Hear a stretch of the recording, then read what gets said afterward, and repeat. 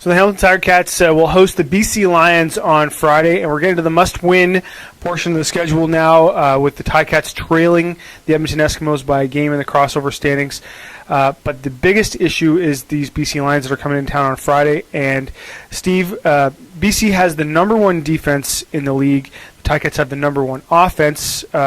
Is it the immovable defense versus the movable object? What's the key here? Well, I think if you look at it, Drew, if you look at the team that's had the most problem with that, whether you're the immovable object or the unstoppable object, it's been the Tiger Cat offense because of its the numbers are there, but there's a timing issue, and I think that's one of the differences between these two teams.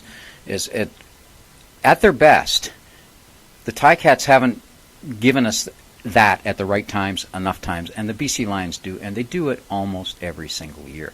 So I think that the advantage goes to the BC defense for another reason, and that reason you talked about in the Friday scrum with George Cortez, and you were wondering whether sometimes the offense, particularly Henry, feels like he may have to do too much.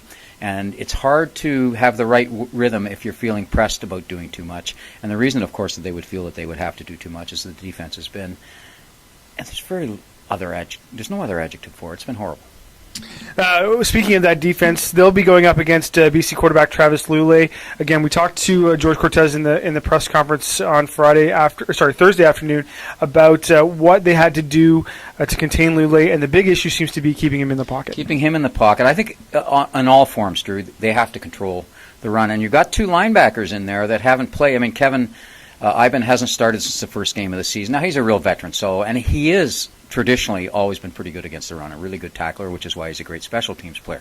But without Markeith Knowlton and Jamal Johnson, you kind of wonder, because the containment of the run so often, besides the ends coming in and squaring down, often has to do with the linebackers and how quickly they can fill. So if I'm BC, I'm expecting to see them run, both with Lulay and off the handoff, and then run to pass, because Hamilton has not proven in any sort of remotely consistent way, that they can stop the run.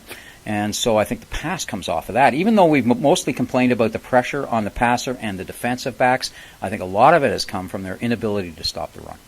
Make sure you check out Friday Spectator for full game preview and the Scratching Post blog for all the up-to-minute Ticat news. Reporting from Iverwood Stadium with Spec Steve Milton, I'm Drew Edwards.